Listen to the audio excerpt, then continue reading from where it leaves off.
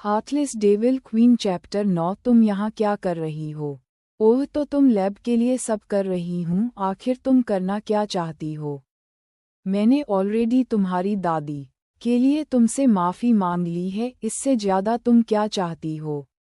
सिया ने एक नज़र मल्होत्रा सिबलिंग को देखा और फिर राघव को और अपनी जगह से उठते हुए अपनी ठंडी आवाज में बोली, मिस्टर शेखावत, अगर मैंने आपको कभी परेशान किया हो तो मुझे माफ़ कर देना। ये कहकर वह वहाँ से दरवाजे की ओर चली गई। अगर उसे पता होता जिस लैब के बारे में फ्लावर बात कर रहा था वह मल्होत्रा ग्रुप की है तो वह यहाँ कभी आती ही नहीं। सिया, कबीर ने उसे गुस्से में आवाज दी।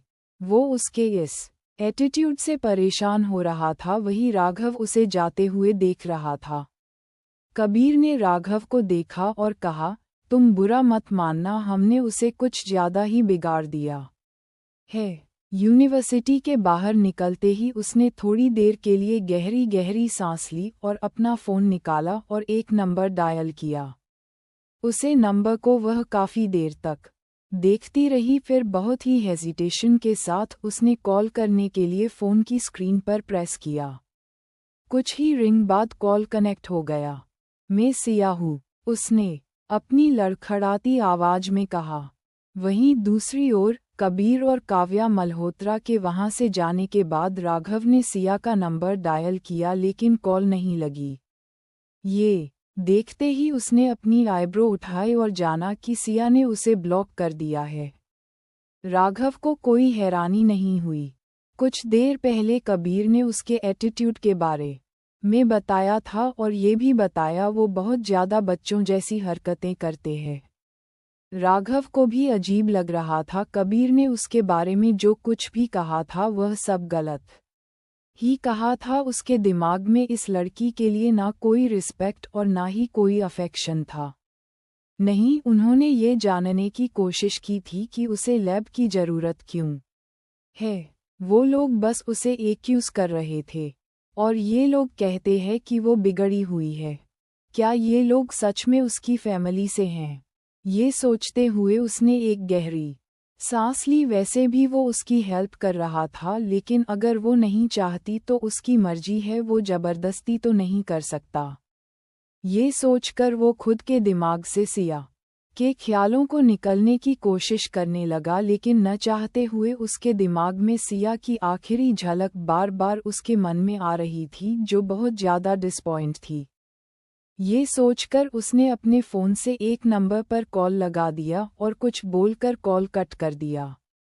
उसके बाद उसने फोरम पर उसे प्राइवेट मैसेज किया, मैंने तुम्हारे लिए एक और लब ढूंढ ली है, अगर तुम्हें चाहिए तो मुझसे कांटेक्ट करो।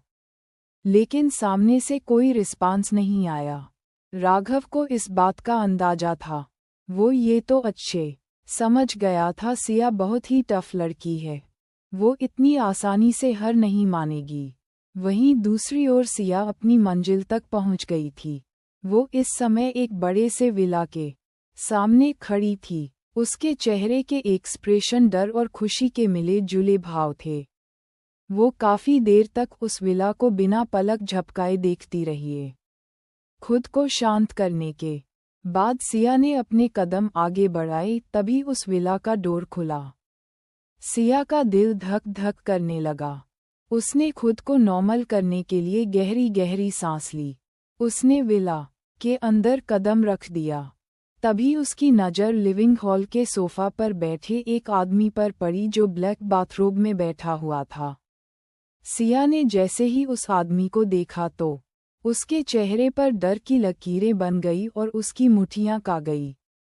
जी हाँ, सिया इस आदमी से डर रही थी। वो न जाने कितनी कोशिशों के बाद इस आदमी के चंगुल से बाहर निकली थी और वो खुद इस आदमी की टेरिटरी में खुद चलकर आई थी। ये शौर्य यदुवंशी था। शौर्य हाथ में वाइन का ग्लास लेकर मुस्कुराते हुए सिया को डरते हुए देखे जा रहा था। इधर आओ, शौर्य ने कहा। सिया ने एक गहरी सांस ली और खुद को चलने के लिए तैयार किया। उसका रिएक्शन देखकर शौर्य हंसने लगा और बोला, आई थिंक तुम खुद चलकर मेरे पास आए हो। ये सुनकर सिया ने एक गहरी सांस ली और अपने आप को शांत करते हुए उसके पास आकर कहा, वार्डन, मुझे एक फेवर चाहिए। सिया इधर उधर की बातों में अपना समय नहीं गंवाना चाहती थी, इसलिए उसने शौर्य से सीधा बात करना सही समझा। वो ज्यादा देर शौर्य के पास नहीं रहना चाहती थी। बेशक पास्ट में कई बार शौर्य ने उसकी जान बचाई थी। शौर्य ने उसकी बात का कोई जवाब नहीं दिया, बल्कि वो उसके चेहरे को ही देख रहा था और धीमे धीमे वाइन की शिप ले रहा था। शौर्य को खुद को ऐसे देखता देख सिया पसीने से भीग रही थी। काफी देर बाद फाइनली शौर्य ने अपनी सख्त आवाज में कहा, तुम जानती हो मैं कोई भी काम फ्री में नहीं करता। ये कहते हुए वो अपनी जगह से खड़ा हो गया और सिया को चारों ओर से घूमकर देखने लगा। बदले में तुम मुझे क्या दोगी? ये सुनकर सिया का चेहरा पीला पड़ गया। सिया को अपने पास्ट में कुछ बातें याद आ रही थी, जब सिया पहली बार शौर्य से मिली थी, जब जेल में उसका हाथ पर वार हुआ था। तब शौर्य ने उससे कहा था, मैं तुम्हें बचा सकता हूँ लेकिन मुझे बदले में कुछ देना होगा। सिया तब राजी हो गई थी क्योंकि वो अपना हाथ खोना नहीं चाहती थी और ट्रीटमेंट के लिए हॉस्पिटल जाने के मतलब था जेल से बाहर निकलना।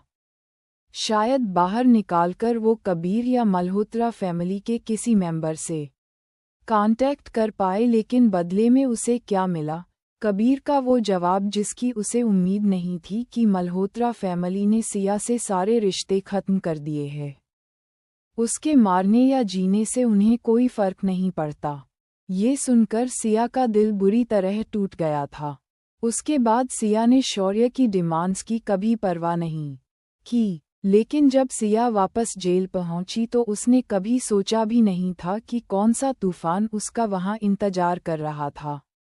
शौर्य एक सनकी आदमी था। वो लोगों को मदद, उनको बार बार तड़पने के लिए किया करता था। जेल के अंदर वर्बल एब्यूज, ह्यूमिलेशन, बीटिंग ये सब आम बात थी। वो वहां बार बार चोट खाती, हॉस्पिटल जाती और फिर वापस उसी जगह वापस आ जाती। आज भी उसके जहन में जैसे ही ये मेमोरीज आती है वह खुद को कांपने से नहीं रोक पाती। अगर उसके पास कोई चॉइस होती तो वह यहाँ कभी वापस नहीं आती थी। वह अच्छे से जानती थी सॉरी को उससे क्या चाहिए, लेकिन शायद इस बार को नहीं दे पाए। लेकिन उसकी दादी उसकी जिंदगी में एकमात्र अपनी थी जिन्हें वह खोना नहीं चाहती थी। उसके लिए सिया कुछ भी करने को तैयार थी। उसने खुद को समझाया और शौर्य से कहा, क्या चाहिए? शौर्य सिया के चेहरे को पढ़ने की कोशिश कर रहा था, जो कि पीला था और बॉडी पूरी कांप रही थी। फिर भी बड़ी हिम्मत के साथ वह वहां खड़ी थी। जेल में ना जाने कितनी कोशिश की थी शौर्य ने उसे तोड़ने की, लेकिन वह नहीं तोड़ पाया था। वह हर बार खुद को संभाल लिया करती थी। ये देखकर शौर्य के होठों पर मुस्कुराहट आ गई और कहा, मैं अभी तक डिसाइड नहीं किया है, समझ लो उधार रहा तुम पर। ये सुनकर सिया का दिल धक रह गया। उसे समझ नहीं आ रहा था अब ये शौर्य उसके साथ कौन सा खेल खेलना चाहता है। ठीक है, सिया ने कहा। शौर्य ने हाँ में अपना सिर हिलाया और कहा, मेरी कॉल का वेट करना। ये सुनते ही सिया वहां से ऐसे भागी जैसे कोई भूखा शेर उसके पीछे पड़ गया हो। उसने मुड़कर एक बार देखने की भी कोशिश नहीं की। वह जैसे ही उसे विला से बाहर निकली, उसको अपने पेट में दर्द महसूस हुआ और कुछ देर बाद उसे वोमिटिंग जैसा फील हुआ। जब जब वो शौर्य का नाम सुनती थी उसके साथ ऐसा ही होता था। कुछ देर बाद उसने अपना मुंह साफ किया और सॉरी के बारे में सोचने लगी, लेकिन वह शौर्य के खिलाफ कुछ नहीं कर सकती थी। वो जानती थी शौर्य किस हद तक जा सकता था। एक बार उसका काम हो जाए उसके बाद वो कुछ सोचेगी और कुछ ऐसा करेगी कि शौर्य उसको कभी कंट्रोल न कर पाए। तभी उसके फ़ोन पर मैसेज की रिंग सुनाई दी, जिस पर राघव का मैसेज था। उसने पढ़ा और बिना किसी रिस्पांस के फ़ोन बंद कर दिया। उसके बाद वह अस्पताल की चली गई, जहां उसकी दादी अब ठीक थी। लेकिन जैसे ही उन्होंने सिया को देखा उनकी स्माइल कंसर्न में बदल गई। सिया, क्या हुआ है? तुम ठीक नहीं लग रही हो, दादी ने पूछा। नहीं दादी माँ, सब ठीक है। बाहर बहुत गर्मी है जिस कारण आपको ऐसा लग रहा है। सिया ने मुस्कुराने की कोशिश करते पीपी को ए हुए कहा। वो नहीं जानती थी कि दादी उसके इस जवाब से साथ होगी या नहीं। दादी ने सिया का हाथ पकड़ अपने पास बिठाया और अपना हाथ सिया के माथे पर रखा। सिया, मुझे बताओ क्या है? अगर कुछ गलत है तो मुझे बताओ बेटा, दादी ने परेशान होते हुए कहा। तुम हर चीज़ अकेले नहीं बर्दाश्त कर सकती, इसलिए बताओ क्या हुआ है तुम्हारे साथ। ये सुनकर सिया ने अपनी दादी माँ को गले लगा लिया और खुद से ही कहा, नहीं दादी माँ, मैं आपको कुछ नहीं बता सकती अभी। इसलिए अपने आंसू पहुँचने हुए उसे नींद दादी माँ का हाथ पकड़कर कहा, दादी माँ प्रॉमिस कीजिए आप मुझे कभी अकेला नहीं छोड़कर जाएंगे। सिया के चेहरे की मासूमियत देखकर दादी से रहा नहीं गया और उन्होंने भी उसको हाँ कह दिया, ये जानते हुए भी कि एक न एक दिन तो उन्हें जाना ही होगा, लेकिन इस समय वो अपनी बच्ची का दिल नहीं तोड़ना चाहती थी। थोड़ी देर बाद सिया मल्होत्रा परिवार में वापस आ गई। वैसे तो वह यहाँ वापस नहीं आना चाहती थी, लेकिन अभी बुक प्रोविजन पीरियड के कारण रिस्क नहीं लेना चाहती थी। जैसे ही उसने घर के अंदर कदम रखा उसे पूरी फैमिली लिविंग हॉल में ही मिल गई। उन्हें देखकर ऐसा लग रहा था जैसे वह न जाने कब से उसी का इंतजार कर रहे थे, जैसे उसे कुछ कहना चाहते हो, लेकिन जैसे ही उन्होंने सिया का इमोशनलेस चेहरा देखा उन सब के चेहरे पर इरिटेशन आ गई। तभी कबीर उठकर उसके पास आया और बोला, मैंने और शिवान ने डिसाइड किया है, हम तुम्हारे लिए जल्द ही एक लैब का अरेंजमेंट कर देंगे। इसलिए अब बाहर वाली से हेल्प लेना बंद करो और हमें एम्बारेस करना भी। राघव कोई ऐसा आदमी नहीं है जिसके साथ तुम इन्वॉल्व हो सको। सिया ने उन सब की बात सुनी और बिना कुछ कहे अपने रूम की ओर जाने लगी। ये देखकर वीर इरिटेट हो गया और उसे पर चिल्लाते हुए बोला, क्या तुम्हें सुनाई नहीं देता? कबीर भाई तुमसे कुछ बात कर रहे हैं। ये सुनकर सिया ने अपने कदम रोक लिए और वीर को घूर कर देखने लगी। वीर और भी बहुत कुछ बोलने वाला था, लेकिन सिया की नज़र को देखकर वो चुप हो गया। कुछ सेकंड बाद वो बिना उन तीनों को देखे वहां से अपने रूम की ओर चली गई।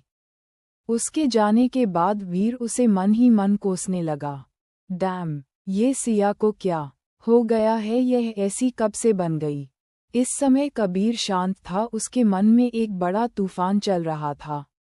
लेकिन सिया के लिए वीर का कोसना सुनकर कबीर ने जेल में जो कुछ हुआ वह सब कुछ वीर को बता दिया। इस बात पर वीर भी शॉक रह गया। उसे अंदाजा भी नहीं था कि सिया के साथ ये सब हो सकता है। तभी उसके अंदर भी गिल्ट भर गया। वहीं सुप्रिया भी ये सुनकर शॉक में थी। कबीर के पास आकर बोली कि कैसे हो गया, क्या तुमने नहीं कहा था कि तुमने सब कुछ अरेंज कर दिया है, फिर उसको ये सब क्यों बर्दाश्त करना पड़ा? कबीर जवाब दो। अब क्या जवाब देगा कबीर सुप्रिया को? कौन है इसका जिम्मेदार? क्या सच में मल्होत्रा परिवार सिया को लैब देगा? जाने के लिए सुनते रहिए मेरी स्टोरी का अगला चैप्टर। अगर आप लोगों को मेरी स्टोरी पसंद आई हो तो लाइक कीजिए, शेयर कीजिए, कमेंट कीजिए और मेरा चैनल